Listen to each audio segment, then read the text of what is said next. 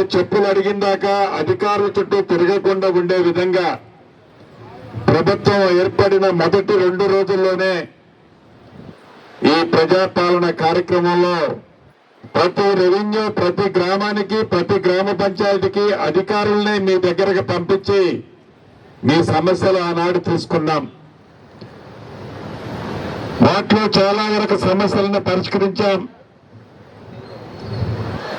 ఇంకా ఈ సమస్యలు అనేవి నిరంతరము ఉండే మాట వాస్తవం.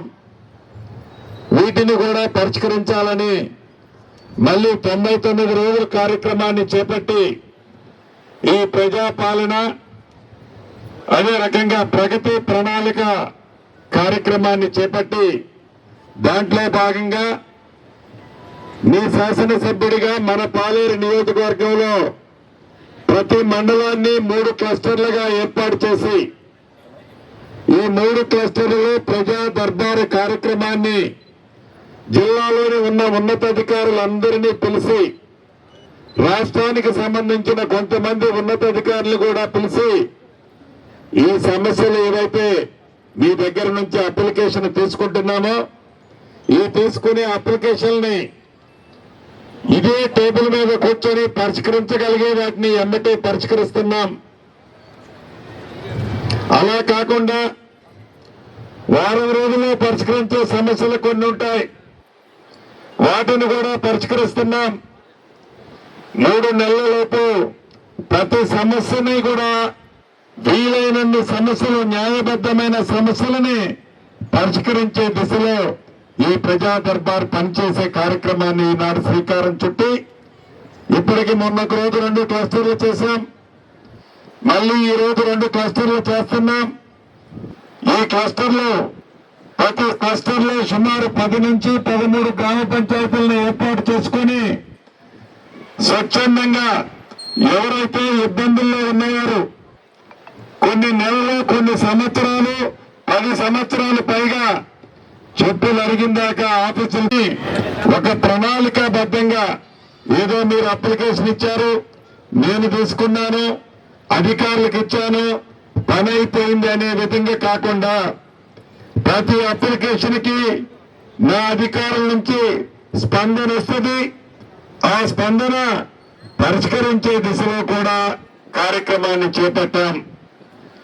మొన్న 2 క్లస్టర్లు అత్యధికంగా ఈ ప్రభుత్వాలు ఏర్పడిన తర్వాత మొదటి విడత ఏదైతే ఇందిరమ్మ ఇల్లు 4.5 లక్షలు ఇచ్చామో ఇల్లు ఇవ్వటమే కాకుండా కట్టుకునే ప్రతి ఆడబిడ్డకి వారు కట్టిన వ్యవధిని బట్టి పెన్షన్ గా ప్రతి సోమవారం డబ్బులు ఇస్తున్నామని పూర్తి నమ్మకము, విశ్వాసము ఉన్న తర్వాత ఆనాటి 10 సంవత్సరాలలో ఇల్లు ఇవ్వాలనే ఆలోచన ప్రభుత్వానికి లేని కారణంగా సుమారు 60 నుంచి 65% అప్లికేషన్లు మాకు ఇల్లు కావాలని అడిగారు.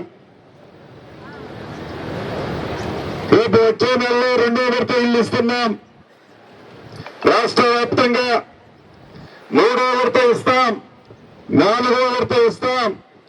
అర్హులైన ప్రతి పేదవాడికి ఇందిరమ్మ ఇల్లు ఇచ్చే బాధ్యత మీరు ఎన్నుకున్న ప్రభుత్వం ఈ ప్రభుత్వాన్ని. ఇల్లు ఇవ్వటమే కాదు, రాష్ట్ర వ్యాప్తంగా ఇల్లు కట్టుకున్న ప్రతి ఆడబిడ్డకి తల తాకట్టు పెట్టైనా ప్రతి సోమవారం నాడు డబ్బులు కూడా వేసే కార్యక్రమం మీరు ఎన్నుకున్న ప్రభుత్వానికి మాది. రెండో పెద్ద సమస్య, ఆనాడు ధరణితో భూములున్న ఆసాములకి, రైతన్నలకి ఎన్ని ఇబ్బందులు కలిగాయో మీకు తెలిసిందే.